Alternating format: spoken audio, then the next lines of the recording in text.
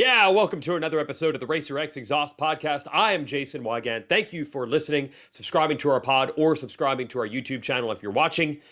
Today, we're going to talk to Carey Hart, who, if you don't remember, and that's kind of crazy, I don't know why you'd listen to the show if you don't.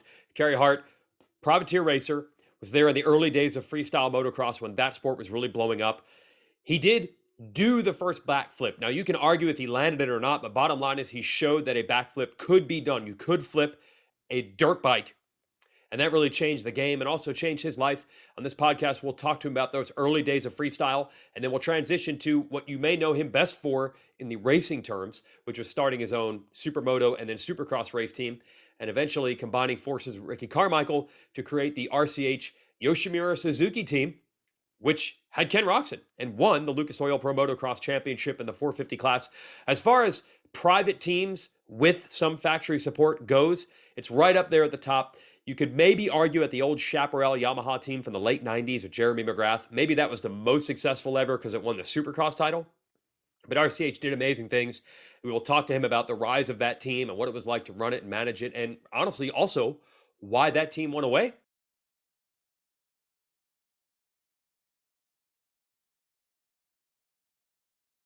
First East-West 250 Supercross shootout. Monster Energy AMA Supercross in Atlanta will have both of the Lawrence brothers in action against each other on their factory Hondas, both with Yoshimura exhausts. Go to yoshimura-rd.com for the latest exhaust. Even if you're not a Honda guy, regardless of what you ride, a Kawasaki, an Austrian brand, a Gas, Husqvarna, or KTM, a Yamaha, Suzuki, of course, has a long history of Yoshimura. Maybe you got street bikes. They've got a lot of exhaust systems for those as well, and even more history on the road racing side than in the motocross and supercross side. So thanks to Yoshimura for always being on board. Also this year, we've added Leah to our podcast. When it comes to picking a quality set of riding gear, a quality pair of boots is one thing you should definitely invest in. Look, I'm cheap, but even I understand the importance of gear. I'm sitting here with a torn ACL. I didn't suffer it riding, so you can't complain about the knee brace thing. I did it playing basketball with my kid. But Leah, if you want to reduce the chance of injury while riding, they've got a great line of products that can help do that, and it includes the boots because they are a key point of contact to the bike. It's essential that your feet and your ankles and shins stay comfortable and protected, and that's where the Leah 5.5 Flex Lock boot, which is a 3-year project with long-term development and testing using their pro athletes. That's where this boot comes in, even tested by our own Chris Kiefer. Designed with outstanding comfort and grip optimization with unique features like the auto-locking one-way sliding closure for a great seal at the top of the boot. And Leatt's adjustable flex lock system reduces forces to the ankle by 37% and to the knee by 35% by locking out the ankle movement when it's overflexed, giving you that feeling of security. Available in 4 colorways, as well as the new Enduro version with an additional 2 colorways, all for just $399.99. which is a lot less than a lot of other high-end boots. So it's a value right there. Go to Leatt, Leatt.com for more on the boot and all their other gear for moto, mountain bike, everything else. Also, thanks to On-Track Schools. It's the K-12 distance learning school for students who are on the go. Chase your dreams and blaze your trails with nothing holding you back. There are no limits to what you can do when the classroom is where you make it. On-Track School meets you where you are with a flexible, personalized education, and it happens at your own pace. So pursue your dreams and your education with OnTrack. And after the episode, head over to ontrackschool.com and use the code RX22 for $100 off your registration fee. That's ontrackschool.com. Let's talk to Carey Hart. Okay, so here we are, Carey Hart. Long time no see. I see a, what do I call that behind you? A bagger, a chopper? What do I call that? This is an Indian Challenger. Okay. Basically, it's a bagger. Okay. But you did say there's a dirt bike in front of you. You're still a dirt bike guy. Oh, absolutely. Actually, I have Matt Wallace is in here tweaking on my Gas 450s, getting ready for the race season. So I will be on 2-wheel dirt here in about an hour and a half. Oh, riding today. Awesome. Oh, yeah. I'm riding. I ride 2 to 3 days a week, trying to get in shape for summertime racing. Jeez, oh man. Yeah, because the first question is going to be, hey man, what have you been up to? But you're, okay, you don't run a race team anymore. We don't see it all the races, but you're still very much a moto guy. Absolutely. You know, it's been kind of fun. You know, it's bittersweet, but with the team going away, I'm now able to be a fan of the sport again. And, you know, and it's really just stoked my fire to moto even more because now I have more time versus when we had the race team going. So yeah, I ride 2 to 3 days a week, and I ride through the winter time to do stuff primarily with Fox and some other sponsors. And then now that we're getting into the good season, I'm just training and practicing a ton to go do some summertime racing. Now, is the moto thing, is that just for fun? Like, is that, what is the business side for you? Like, what are you doing for work these days? Is the motocross side just a fun thing? I mean, primarily my workload Yeah. falls with Fox and Dunlop. Okay.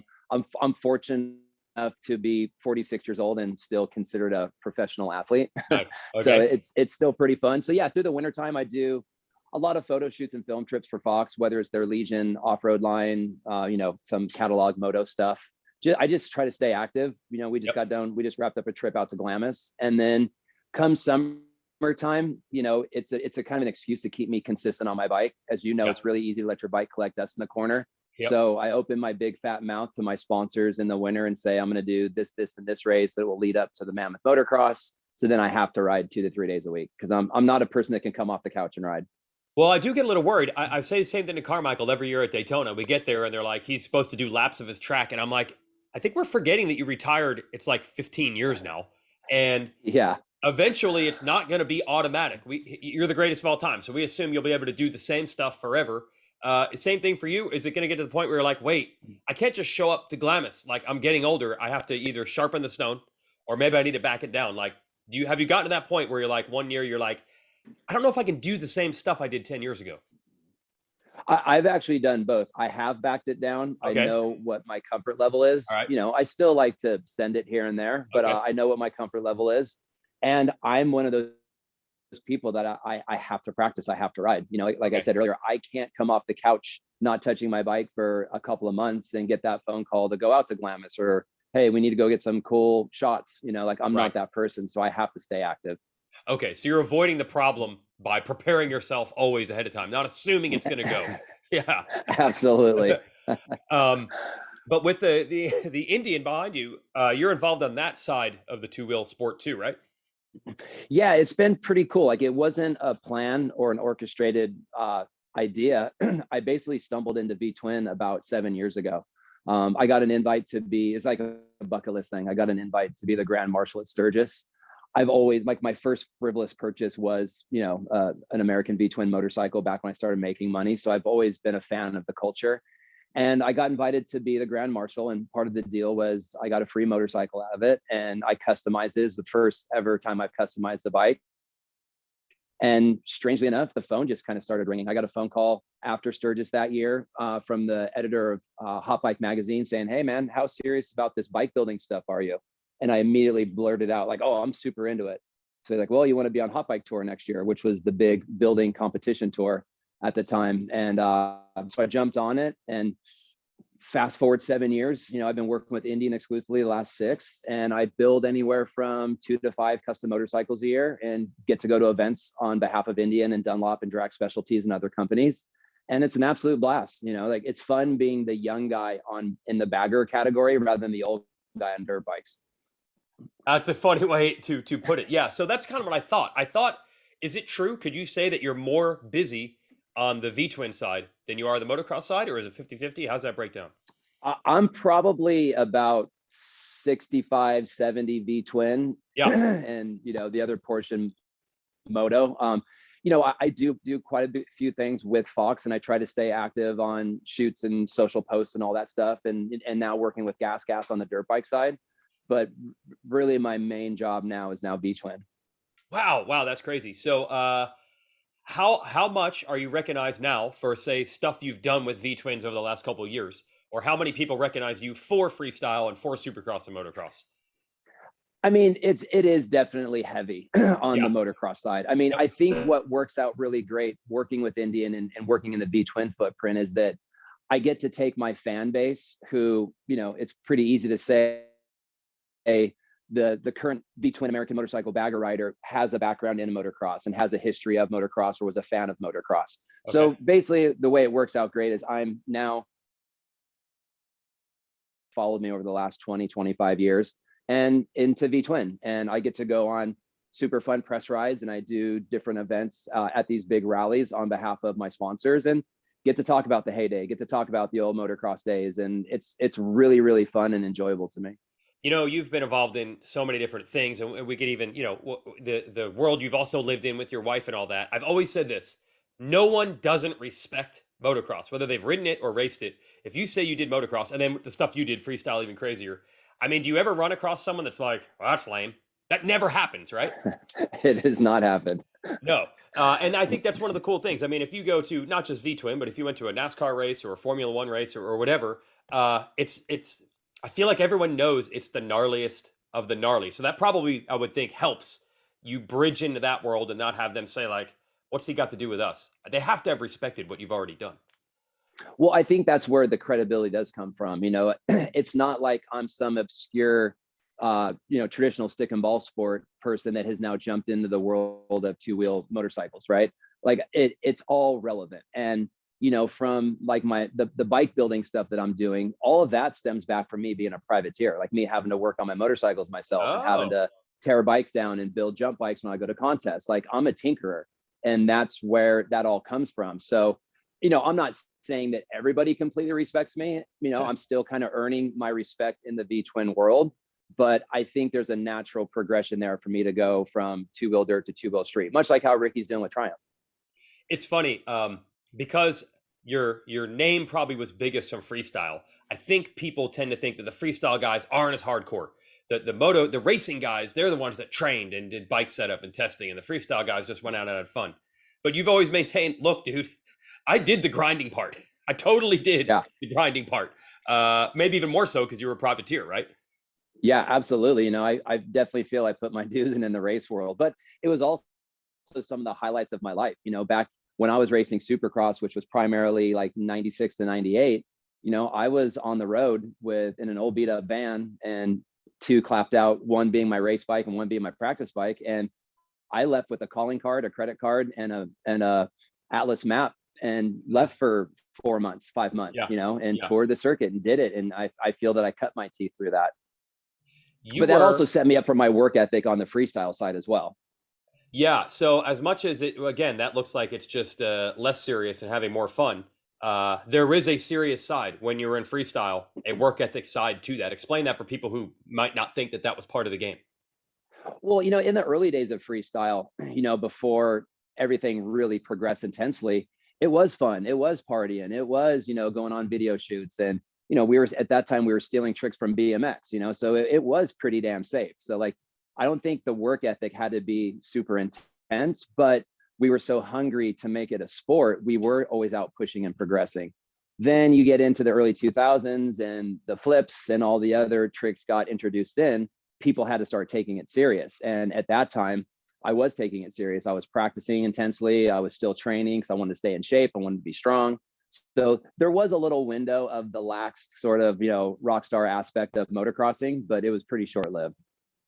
Do you almost think that hurts in a way? Every sport as it gets more serious. I remember like supermoto was the same thing. It was real hot for like 3 years when it was like, we're just trying it.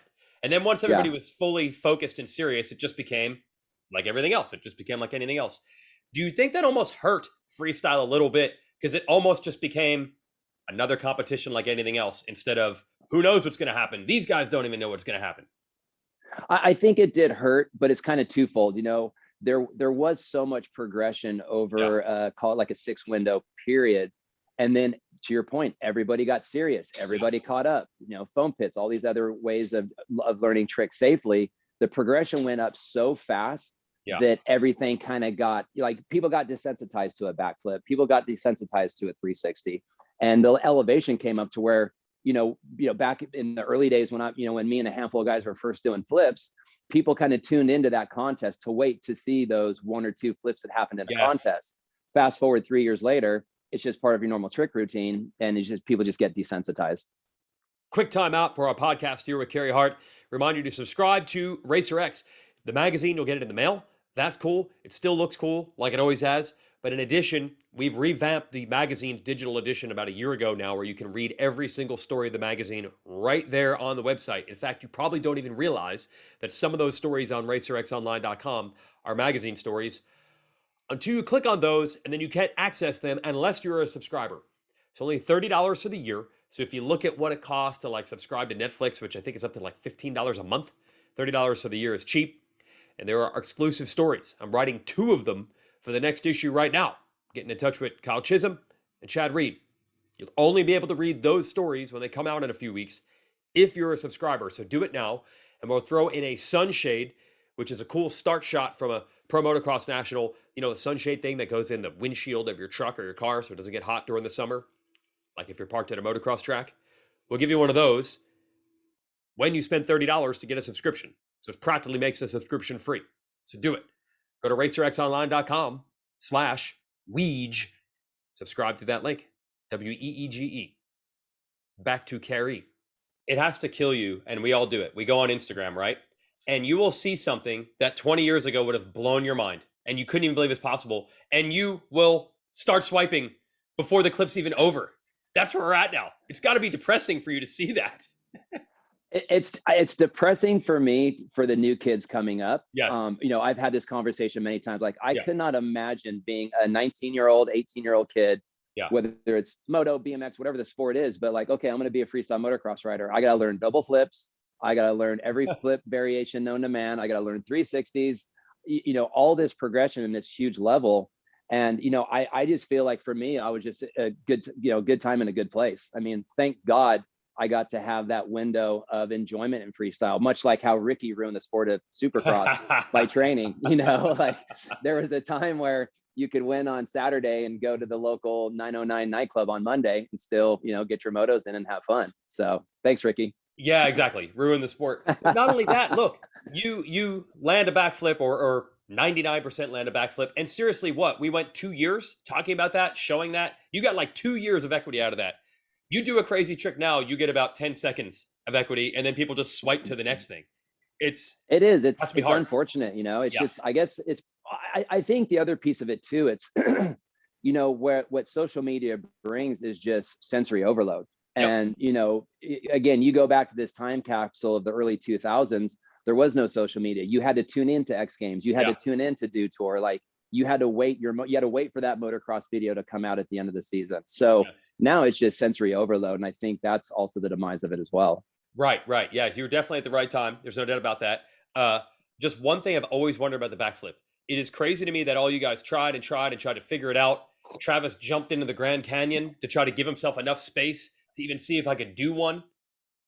And then all of a sudden, it was like it just clicked all of a sudden, and it became fairly routine. And by the way, were you around at that point? Did it get to the point where you were just doing them with ease, were 3 years earlier, or were you already out by then? Yeah, no, my career trajectory, I got hurt really, really bad. Almost died on Tony Hawk's tour. So, from my first attempt in 2001, I guess it was, or 2000, whatever the hell that year was, but by going into early 03, it was becoming a routine trick. But did you get to that point where you were just pulling them practically with your eyes closed, or were you on your way out because of the injuries and stuff? No, I did get to that comfort point where they were consistent, and thankfully, whether it's a love-hate relationship, thankfully to building foam pits and having safer tools. The first time I did it, I never even attempted it until I was at the Gravity Games in Rhode Island. I had the idea of it. I went to Camp Woodward and learned it on a bicycle, but we didn't have safe means to try things. So it was just kind of send it at the biggest contest of the year. That's crazy. It was a stressful morning. I would think. And did people around you know? Did you have people talking to you about it and stuff? Yeah, I was pretty open about it. I mean, I went to Gravity Games that year with just the intent of pulling a backflip, and I wasn't quiet about it because I'm the type of person, like I told you earlier, like I open my big fat mouth in the wintertime and tell all my sponsors I'm going to go racing so that I'm held to it. So I kind of did the same thing in that year. And, as that day went on, the morning, I was a total basket case. My first run was a total pile of crap, terrible run. It was a throwaway run because I was all leading up to my second run to do the flip. So is there something, say by 2003, that you're like, oh, you just do X, Y, Z, and it's actually quite easy? I wish we had known that, because to me, it didn't go gradually. It was like very difficult, and then it turned very easy in like an 18-month span. It was, the first time I did it, I assumed that it needed to be like a vertical wall short distance, Gotcha. so that's why like the first time I attempted it, it was all wrong. I hit it way too fast. I went way too high and the bike went farther than I thought. Like, again, I'm referencing BMX. BMX riders have to kind of go straight up because they don't have suspension. So my first setup was completely wrong. My second setup was even worse when I had that bad crash at X Games. Yeah. And then, through Metzger doing it on a ramp to dirt setup, we started to learn that, oh, wait, you don't have to go straight up. It's okay to carry some distance on it. And then again, introducing the foam pits, that was the next level in building the confidence. Gotcha. Yeah, I just always wondered that, how it went from this might not even be possible to routine in a relatively short amount of time. And even you got to that point too. It's amazing how quickly Truly, that yeah. evolved. Truly, it was the foam pit, because if Ah, you're able to go do any trick that you're trying 100, 200 times into a right. pit and then take it to dirt, you're going to build that confidence. That's amazing how that turned out. You must go back and watch this stuff from late 90s, early 2000s. It has to be like a totally different sport from what it became. It is, like I think it was a very magical and special time, not to Yeah. sound all hippie about it, but it was a bunch of racers that were burned out and, Yeah. kind of getting the cold shoulder in the race world. And Yep. we went off and started something new. And not only did we start something new, but we were getting paid to do it, which, as you know, a privateer back Oh. in those days was, peanuts. So it was a very exciting time. And it is fun to go down memory lane and to look at some of those videos. Because when I look at those videos, and that's kind of what relates to me with V-Twin. When I look at those videos, I'm not thinking about, oh, how great the course was that day or how awesome it was standing on the box with that medal. I'm thinking about the night before when we were all partying, or the next road trip after that, or, kind of what was happening in our lives at that point. And that's what made me gravitate to V-Twin, because I get that same feeling jumping on bikes and, riding 5,000 miles in a couple of weeks with my buddies.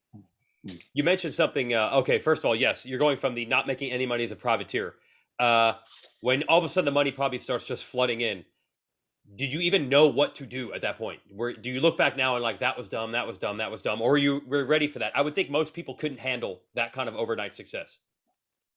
It was extremely intense, Yeah. especially getting into the flip aspect of things, but I feel that I had a, pretty good upbringing with my old man, and, the money didn't really change anything. Okay. It was an exciting time. I think the biggest change, which was positive, is I went from being just another triple digit in a van in the pits to, wait, people know my name and people are interested in me and people want to talk to me and they want to invite me to go ride all these amazing competitions and places all over the world. Like, this is awesome. And I'm going to completely take advantage of it. And I feel that I really busted my ass for those next, 5 years and just doing any event that I could possibly do. Okay. Yeah, but you don't have any stories of like, dude, I was so dumb. I spent all the money, all that stuff. You kept yourself fairly well grounded for how quickly this stuff was coming at you. I've always been very frugal. I mean, even to this day, like I Yeah. have this underlying fear of being broke. I grew up very broke. My old man did the best that he could, but Yeah. he was a construction worker, a Yep. single man raising a single kid. So I still to this day have a fear of being poor one day. And so I'm very smart, very frugal with my money. And, luckily I don't have those horror stories. I mean, I know people that do. Oh yeah. I would say of anything, like I rode hard, I partied hard, I had a lot of fun, and I can't say I have a regret for it, but I definitely didn't miss out on the fun. That's cool. Hey, what's interesting is I think at one point you became known as like a brand, right? And that's pretty common now, but you were probably on like the leading edge of that. When you see that becoming much more common now, riders are known as much for their personality as their results, not even racers necessarily either. Uh, are you proud of that? Because you kind of discovered that. I'm not saying you taught them this, but are you glad to see other people figuring out what you figured out, and that there's other ways than just being the fastest rider in the world and otherwise get out? Absolutely. I mean, yes, I am proud of it. I mean, it Yeah. wasn't an orchestrated plan, but it's just Yeah. kind of how it worked out. And I think that is such an important piece in any professional sport. I personally think that's what kind of hurt freestyle motocross, with videos going away and, the personal side of things, just being another rider on a bike on that roll in. I Right. think that's what actually hurt freestyle motocross. But I think it is so, so crucial in any sport, and especially with motocross. People need something to identify with. And and that's always kind of been my gripe with supercross and motocross in the past, is I don't feel that they've done a good enough job focusing on those athletes and building those stories. You know, like you only have your little snippet in time to get on a podium and rattle off your sponsors and tell them how good the track was. So I think it's great through social media and what riders on their own are doing, as well as the teams that they ride for, is to build these personalities. Because you look at NASCAR, right? NASCAR is very good, and maybe it's a bigger TV package, but they're very good about digging into the drivers, you know, about knowing who Jimmy Johnson is or was, and knowing who Kurt Busch is, and all these people in these rivalries. And, you know, they're not afraid to, they don't turn the cameras away when helmets are being thrown in the pits. So I think that's what allows the NASCAR fan to identify with that driver. And I think it's really crucial in Supercross, especially for the future of it. Yeah, and I hear the thing now is like, just be yourself, just be yourself, just be yourself. That even most of the teams at least have smartened up and feel that way. Like, don't act corporate, just act how you want, be genuine, and it'll help us in the end. But when you were around, as a racer and then later as a team owner, was that necessarily as prevalent? Because I feel like they're getting less corporate. They're realizing that's okay. Did you see teams acting like that? Or did you feel like riders were being put into a box by their sponsors, by their teams to a degree? Well, I'm speaking on behalf of myself and Yeah. most of the freestylers at that time. That's what forced us out of racing. You know, Okay. I mean, if you go back to the late 90s, you know, I remember Greg Schnell was one of my good friends, and Yeah. he signed with Chaparral, and his contract said no visible tattoos, no Oh, visible piercings, no colored hair, you know, because that was all the rage back in the 90s. And they were trying to make everybody kind of cookie cutter, and I feel follow that NASCAR model at that time. And it was terrible to the sport. That's why freestylers got so popular. We were the wild, crazy, yeah. tattooed freestyle guys, right? Yep. Because people got to see our personalities. And you know, and I, you know, when we had our team, I completely encouraged Ken to do his thing and Brock to do his thing, and even Josh Hill, who rode for us while he was majority of the time hurt. We wanted to build his profile because these were a group of guys who were, you know, getting back to Weston Pike, you know, like his whole story, like that is crucial in, you know, the sponsorship sales, the attention of the team. I mean, I would say it's almost more important what you do off the track than what you do on the track.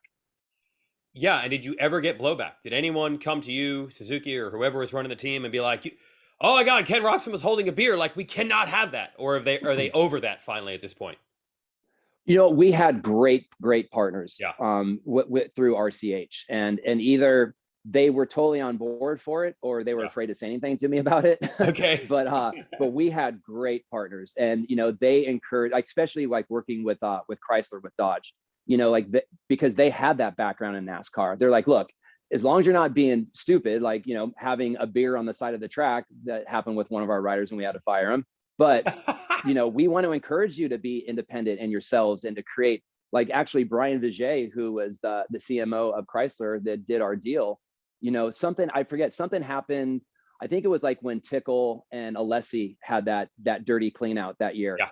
And, you know, Brian, after watching the race that night, the next morning, he calls me. He's like, dude, why were the cameras not following that back into the pits and seeing what the hell was going on after the fact? Like, why do they cut away from that stuff?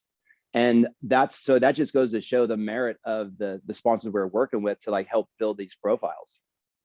All right, now we're going to get into the nitty gritty of having this team. There's always two ways that racing funds itself. It's either a manufacturer driven thing, where it's win on Sunday, sell on Monday. And let's be honest, they're probably willing to lose money on racing because they could pay for it from other departments. Your team was on the forefront of, we're trying to pay for this via fans, via sponsorship, via exposure. It worked out for a little while. The team's not here anymore, and many others Yep. have gone. I always wonder, is the sport just not big enough? Is the fan base just not big enough? Or do you think it is? Because that's the question. Does it need to be done right? Or there's just not enough of an audience and it can't be done that way to create that kind of budget? How do you feel about that? Well, I will be completely honest with you, and I might piss some people off with my answers to these next questions, but Okay. I can tell you the sole reason that I can't say the number one reason why our program went away was because I'll tell you an interesting story. I have tried to work with Feld. You know, there are times when Feld reached out to team owners, managers. Hey, you know, what can we do better? What can we do different? Blah blah blah. So I pride RCH's program on stepping outside the box and getting companies like, you know, Soaring Eagle Casino and Chrysler and Jimmy John's and all that. We were really good about stepping outside the box. And the biggest gripe is that, like with Jimmy is a very eccentric person from the owner and CEO of Jimmy John's. Okay. And I would, how this race site goes, you don't leave the track until 1 a.m. He's on the East Coast. Every Sunday morning at 5 a.m., I would get a text. And it was either, I didn't see my logo, or it was good race this weekend. Most of the ones that said good race was if Ken had crashed out and they actually did a follow-up interview with him on the side of the track. Yeah. We won Anaheim 1. And the next morning, first thing, 5 a.m., I didn't see my logo. And I think that's where the money is there. I think the fan activation is a big saving grace, because we sold our program on what we did for activation. I mean, keep in mind, we were the first program, not that we had any kind of foresight, but we were the first program collecting data in the pits from all the people coming through, because we figured we can monetize that one way or another. And that is what drove our program forward, to get those sponsors. But the Achilles heel with motocross racing is, to no one's fault, there's only so much signage on a motorcycle, and there's only so much signage on a gear, and it is really hard to see it throughout the race program.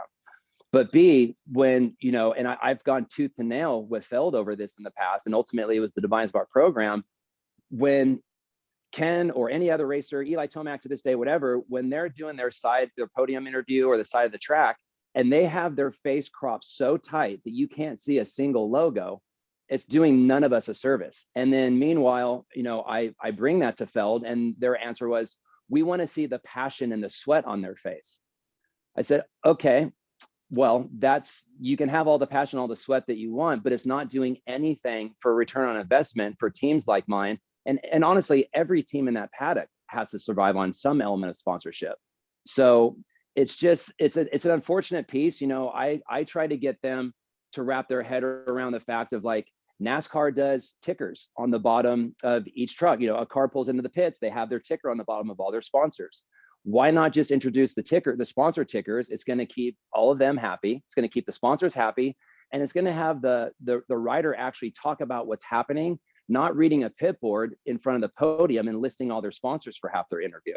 There is a lot of things. I think Supercross is an amazing sport, has a huge future in it, but there has to be some coming to Jesus with both sanctioning bodies, not just Supercross, but both of them, as to how you can monetize and show a company, hey, you're going to give us $2 million for a title sponsorship. Well, here, we're going to give you $10 million in return in advertisement. And that formula is just not there.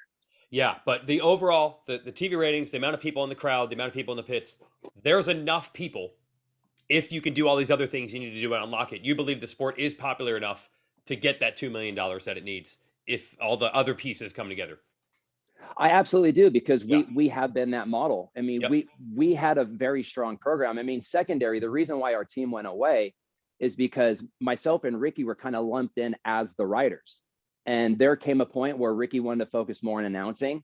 I had now 2 kids, and I couldn't go to 25 events a year. So when me and Ricky had to step out, we kind of told the team, like, look, if we can sustain this program without the 2 of us being the nucleus of it, we will keep this machine going forever. Because I'll tell you what, I would have loved to have gotten to the point like Jeff Fox used to do, come in, say hi, throw a couple of high fives right before the night show starts, and go sit in my suite and drink beer all night and not have the responsibility of the team. I mean, that was always the long-term goal, because as anybody knows, you don't get into Supercross to make money. No, but you are going to have to travel a lot. You are going to have to, yes. So your goal would be, it's RCH, but you don't have to even be at every race, and it just keeps operating. You've got good people in place. That was the hope that it would get to that point. Yeah. And that was the hope. And to answer your question, yes, for that model year of 6 to 7 years where we were bringing in the funding that we were, it was a proven model because of what we were doing for activation in the pits and the data collecting. That goes a long way. And then for the signage and the top tier racers on the track, but there is that slippery slope of there needs to be an evolution so that the teams have a good platform to go sell sponsors. And that hopes of getting that podium interview and maybe catching a glimpse of that logo on the jersey just isn't it. Yeah, because look, okay, that was awesome that you had the greatest of all time as a co-owner and yourself, a big name, iconic guy, but not everybody has that. If that's the barrier for entry, then most of these teams are never going to get started. Not everybody's you, not everybody's Carmichael. You want, I'm sure, Exactly. 4 or 5 other teams of people we've never heard of to be able to make a viable business model out of Absolutely. that, right? Yeah. And I also Absolutely. heard, And, oh, go ahead. Yep, good. I would just say, I Yeah. don't know the magical answer for every team, but there Yes. needs to be that conversation, and there needs to be that acknowledgement on behalf of the TV package and the promoters that, hey, without the teams, we can't go racing, and we don't have to do the whole cash grab. Like, how can we balance this so that even a B and C level program is able to sustain, pay its bills, and go racing? And I don't think people knew this. I always heard behind the scenes the amount of appearances and hands you had to shake and events out of the racetrack that you had to go to make these sponsorships happen. You were being pulled in a lot of directions. I don't think people even are aware of that. Oh, I mean, it was tough, because aside from the whatever it is, 32, 33 races that would happen over the course of Supercross, Outdoor, and Energy, and Monster Energy Cup, we would have 5 appearances for Chrysler. We would have 4 Yeah. appearances for Jimmy John. We would have to do, team shoots at Soaring Eagle Casino to do all their TV bumpers. I mean, we would have another 15 or so appearances that were either myself and Ricky or myself and Ricky and the team. So, and that was the thing, like me and Ricky kind of agreed, okay, we're going to split up the races. You do 20, I do 20, and then we still have to do these other 15. Yeah. It's kind of like what NASCAR has, like, even though the race season's over, that's when all your appearance stuff, and that's when all your shoots and all your ads and all your commercial work starts. So it was brutal. I mean, for me, it was about 32 to 35 appearance travel days, whether Yeah. it's a Supercross or filming that we had to do. That eventually becomes unsustainable, like you said, when you have a family at home. So did you look back now at the team and say, look, man, we did it. We proved it could be done. We won a title at the highest level. We had a superstar rider with Ken Roczen. He performed. The bike worked great. So do you look at it and say, like, we did it? Or do you look back and say, we're not racing anymore and I'm disappointed? How do you square up with that? I definitely look back at it as we did it. For that 10 years that we had the race team, and the last 4 or 5 with Ricky and Suzuki, truthfully, that was some of the highlights of my life. I mean, people always ask me, like, what was your favorite part, standing on the podium? Truly, my favorite part of owning that race team was walking into the stadium at 8 a.m. with a cup of coffee in my hand and seeing Bentley and, and Mark Johnson and the whole crew. Everyone's talking trash in the morning. Everyone's getting all pumped up, ready to go, blasting music in the rig. And I not only do I miss it, I mean, I wish it could have sustained itself, but those were some of the highlights of my life. I mean, being able to start, people have to understand, like, when we started our Supercross program, it was literally, a smoke show. If you remember, we had DJs and smoke machines and go-go dancers. Yeah. So to start, a serious business, a serious race team, and eventually be a championship winning race team off of what we started as, I'm extremely proud of it. And yeah, I would love to have gone for another 10 years, but for that time, we made an impact on racing. And really, from a sponsor standpoint, we made an impact on how that pit activation worked. Because if you remember, going back to 08 or 07, people filed through the pits, you stood in line, you got your poster, and you left. Like, there was no pit party that it is now. And I think that we had a big piece of that. Oh yeah, eventually it became like, can you top this? And your guy Kenny Watson over there, really, we like to make fun of Kenny, but when it came to creativity to get people to go to that pit, it was like everyone was elevating every year who could come up with something better. It was pretty cool. Yep. Oh, it was great. I'll tell you one funny story about Watson. Yep. So we were getting into a lot of drama when we started working with Dodge with Toyota, and here's another one of my quirks. Toyota, I guess, owned the entire pits, owned the infield, and we had a Dodge Challenger on display, and the people at Toyota were up in arms over it. So the next race, we show up, and I forget who came over the truck, but someone came over the truck and pulled Watson aside, and they're like, "Hey, man, we told you can't have a car in the pits." Well, Kenny put the Chrysler on the lift gate and lifted it about 8 feet off the ground. And he's like, "All right, well, show me where this car is sitting in the pits, because I see it sitting on a lift gate." And that was our loophole that got us through that year. And then the next year, I think it was Prater, one of the guys, like, "Look, no cars in the pits this year, guys." Dodge had built out of a Challenger, had a race simulator. So it was a full-size Dodge car, no motor in it, 4 screens. and you could sit and do the driving simulator. They showed up just angry as shit come, Anaheim won that year. And we're like, dude, it's not a car, it's a video game. What do you want us to do? So we just kind of, and those were all Kenny's ideas, like he was very good at, manipulating the rule book. That's hilarious. Don't forget the bike on rollers where people could actually essentially do a burnout or take a bike through the gears. Yeah, the whole shot. I don't think there's ever been anything that, like, hey, if you don't know anything about motorcycles, this is what it feels like. That's the closest anyone's come to doing it for someone cruising through the pits. Yeah, that was fun. I mean, we'd have a line from gate open to pit closed to jump on that thing and bang through gears. That poor bike, man, just the clutches and the top ends on that thing, it was just hammered at the end of the season. It's pretty good. So yeah, you look back at it now. I mean, it has to be phenomenal. And I wonder, is there even a little bit of, I couldn't get a factory ride. We were kind of the outcast. We were kind of thrown off to the side. Whereas a little bit of like, yeah, I got you guys. I came all the way back and I beat the factories. Was there a little bit of that for you when you were building to it or when you actually accomplished it? Oh, there was a whole lot of that. Oh, okay. I'm not going to lie. There was a whole lot of that. The same guys I walked through the pits, getting into, 2012 or so, that wouldn't acknowledge me, 12 years earlier when I was in a van. It was nice. I'm not going to lie. It was nice. I hold on to old resentment like luggage. Oh man. And look, you really had Ken Roczen, in his prime. Like, what a great guy that you got attached to. And it really felt like, okay, you could have got anyone that was fast or good, but it seemed like he also fit the mold that you guys had in addition. So that made it even more special or perfect, or whatever you want to call it. It was, for me, I think it was probably different for Ricky because that was his trajectory. He was a mini prodigy factory his whole way through his career. And for us, that first step, just teaming up with Ricky and having that factory support and being being that level team, and then bringing Ken on and just the energy that he brought, like I'll say to this day, maybe, me and Ken were friends long before we worked together. Maybe we weren't the best boss rider relationship, but now we're still great friends today. And I think there's something to be said for that. But the energy that he brought to the program and the excitement, like I remember it clear as day, driving to Anaheim 1 that first year that Ken was racing for us.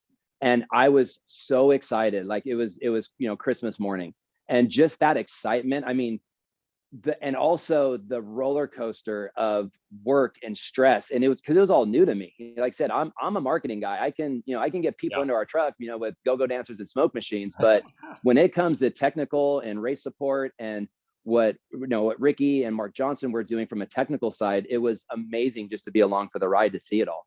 Well, plus your team had always been of the results kind of matter, but as long as we have the good pit presence and all that, the pressure of, if you get second, that was a terrible weekend. That had to be quite a change from what you were used to.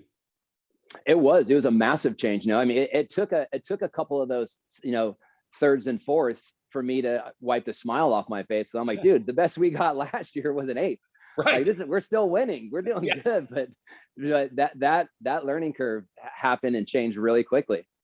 But I guess what I'm saying is, like, Eli Tomac is also very good. I don't think he would have fit the mold in the same way that Ken Roczen was. You got the right guy at the right time, which is, I think, what makes people look back at it so fondly, because Ken is a free spirit too.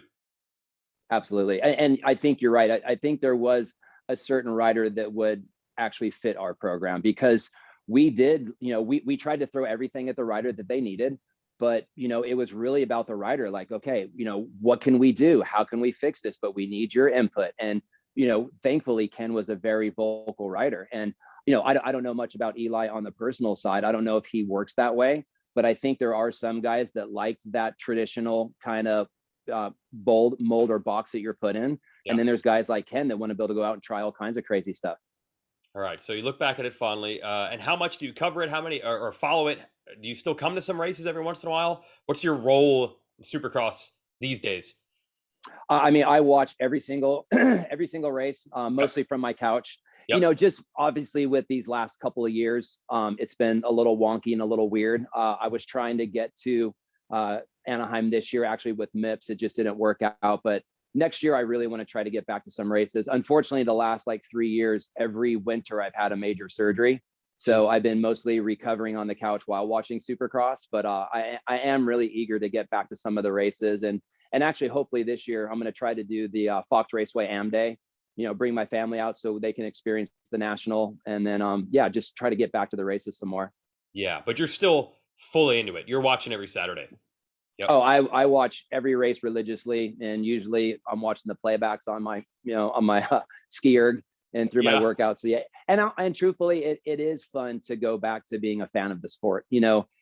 As being in the industry as deeply as you are, and from owning a team, you are kind of one dimensional. You're just focused on, your 2 to 4 guys, and that's your experience of racing. And it is fun for me to come full circle and be able to sit on my couch with a beer in my hand and watch the races and yell at the TV and then turn it off and go to bed.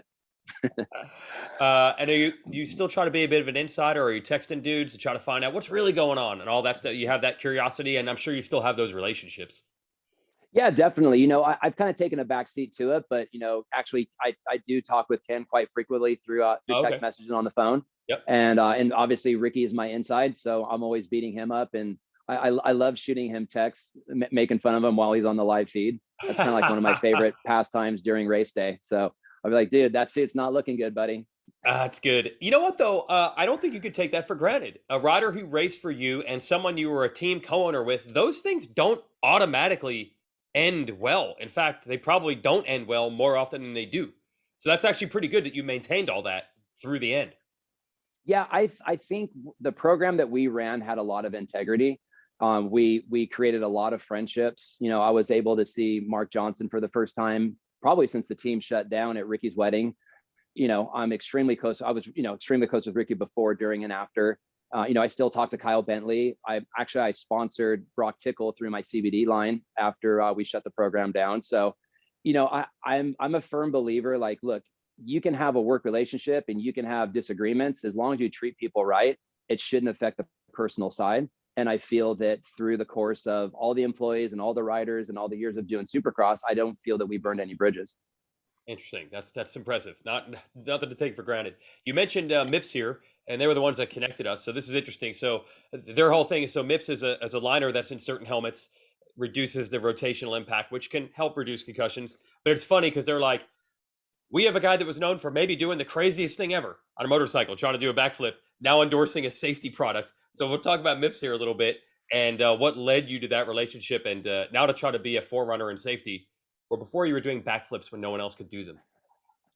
Well, it's funny that you say that, because like I said a minute ago, I've had 3 major surgeries the last 3 winters, and I got 3 in front of me the next 3 winters.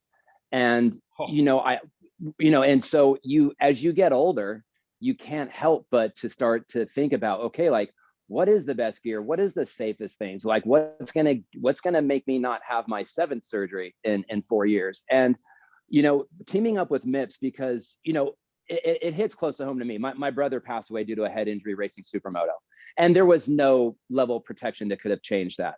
But it's, it's in the back of my mind. I've had numerous concussions. I feel that through all the concussions I've had over the years, it does have an impact on my personality.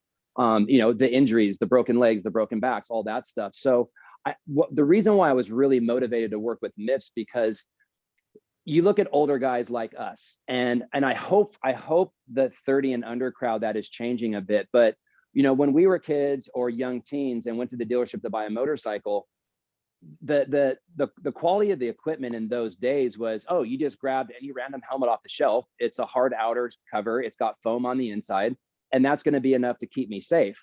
And I feel that at that time, it was comparable, and it did keep you safe.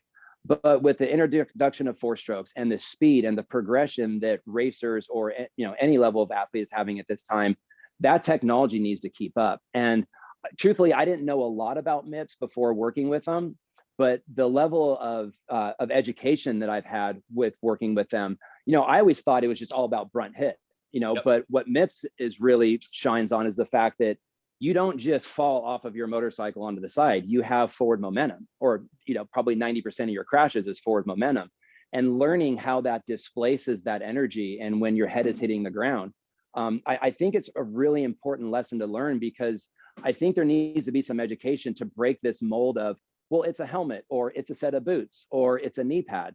there needs to be that education so that people understand what they're actually buying and how much superior one product is over another. Well, look, the amount of times, look, you've been hurt, unfortunately, as much as anybody, and so much it gets chalked up to, it's a motorcycle, man. What are you going to do? What are you going to do? If we always Yeah. take that "what are you going to do" mentality, we're not going to improve anything, and we can't fix it, all of it. But if you take the "there's nothing you can do about it" mentality, man, we're not going anywhere. So at least they're trying. Yeah. Yeah. No, absolutely. And even, on the V twin side, that's a really interesting market too, because, you look back to probably prior to 5 years ago, Yeah. you would never see anybody on an American V twin motorcycle in a full face helmet. And B, most of them were in the novelty helmets, like those kooky little, Yeah. military style helmets. So to really educate that side as well is that's what gravitated me to it. I feel that motocross crowd's a little bit more forward thinking, but I just still think that there's a misunderstanding or miscommunication as to why should I buy this helmet that might be $200 more versus one that has a cool graphic and it looks the same. Well, it's not about the graphic or the outside look of the helmet, it's about what's inside of it. Yeah. So wait, so that is happening, like full face helmets, safer helmets. It has slowly but surely started to become more prevalent with the American V twin rider. It definitely has, and I'm happy to see that, because just like anything with motocross, whatever, speeds evolve, riders' confidence evolves, the pace of things seem to change. So I think whether you're on dirt, on street, it is important to not only research this stuff, but understand what you're purchasing and what the effects of that piece of equipment is when it hits the ground with your head inside of it.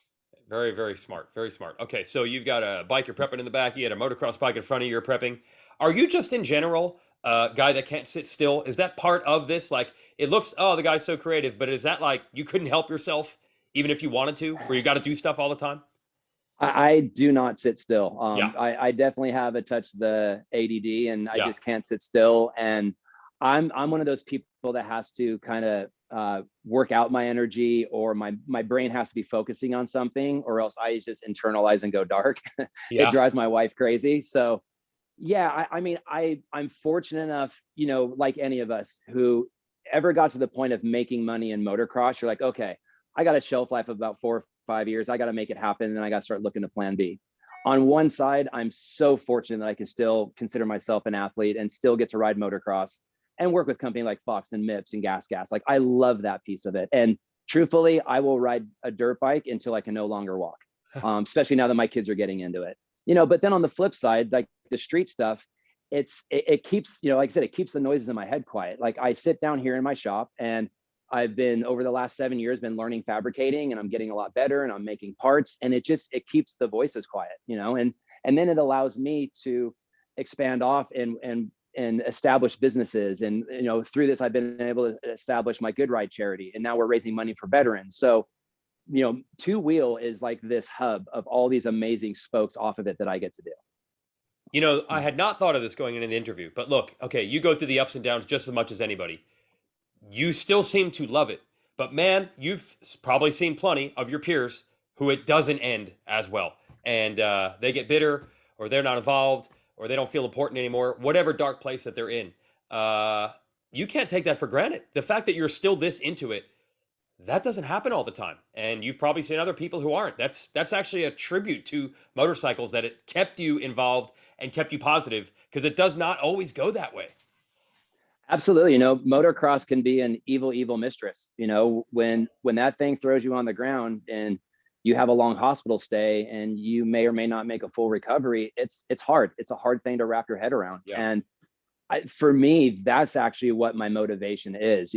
Again, I'm so fortunate to still be able to do this. And, like this past winter, I had a disc replacement in my neck, and 2 weeks later, one in my back. And my motivation through that recovery was to get back on my dirt bike, get back on my street bike, get back being active. Okay, if I can get back on my mountain bike this week and start riding consistently, then I can get back on my dirt bike in 2 weeks. Like, for me, motorcycles in general is sort of the carrot that keeps me moving forward. Have you had, and I don't expect you to get deep into it, but have you had darker times where it wasn't that easy? You're making it sound, hey, as long as I got that motorcycle in the garage, I'm going to get back out there. Has it always been that easy, or you have to fight it sometimes? Oh, it's a fight every time. Yeah. I'll tell you, back in '03, I think it was '03, '04, when I had that horrific crash on Tony Hawk's tour, I mean, A, it almost killed me. B, I was in a wheelchair for 3 months. And C, I thought my career was over. And at that point, it was a very dark time. And then you layer in all the medication that they have you on and pain meds and all this other stuff. It's a recipe for disaster. But for myself, you know, that's when the part of me that became the future business person, that's when that started. It's like, okay, I'm going to open a tattoo shop. I'm going to immerse myself in this thing. I'm going to learn every aspects of owning and running a business. I feel strong on the marketing side, but now I have to operate something. Oh, wait, let's do a TV show off of this. Oh, wait, what else can we do? Let's do a clothing business off of this. And me immersing myself into businesses or any kind of positive sort of project, that's what carried me through the 2.5 years I wasn't even able to throw my leg over a motorcycle. And then when I was able to get back on my bike, I was able to sort of introduce everything. Like that's what led to my Supercross team. Was I could ride Supermoto, but I couldn't ride freestyle. So I launched a Supermoto team that was Hart Huntington sponsored. And that's what segued us into owning and operating a Supercross motocross team. So I'm not going to tell you that the dark times are easy. It just takes stubbornness and hard-headedness, and know that, you know, your body is resilient and amazing and you can get over this, but you have to work at it. And the motorcycles gave you that goal. You just always had to have that goal, I guess, that you were pulling for something, even if it ended up being a business and not a racing result. What I'm getting at is here, maybe privately, I would imagine you could be a great resource for some people who haven't figured it out. And maybe you've had these conversations with people, because it doesn't go that easy for everybody. You've managed to figure it out. Have you had people reach out to you, or have you reached out to others? I have, you know, I've talked with numerous people in action sports in general. You know, Yeah. I've had, through my management team, you know, I've talked with skateboarders or snowboarders that have had these horrific injuries, and, you know, they're young. They think they have this long, you know, life ahead of them in in their sport, and the carpet's pulled out from underneath them, you know? So I have had these conversations with them. I'm like, look, man, something as simple as keep a journal, right? You think it's so bad and so terrible today, keep a journal on your movement, your flexibility, your pain tolerance, and keep an eye on that journal over the course of the next 3 months, and you'll see yourself get better. When you're in the throes of it, you don't know if you're getting better or not. But I have had these conversations because, you know, I don't want to see anybody fall into that situation of my life's over, I'm only a skater, I'm only a motocrosser. Like there is an amazing life out there, and you're in a very fortunate place to where if you kind of learn from your industry and learn from your team managers, you can turn that into something different.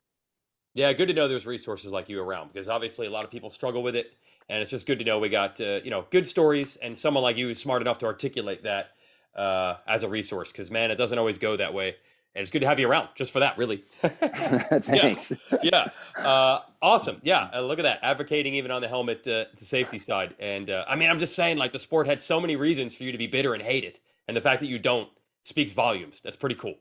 Yeah. I mean, look, I'm going to tell you, there are times, you know, but Yeah. usually it's due to an injury. But you know, again, you have to rise above that shit.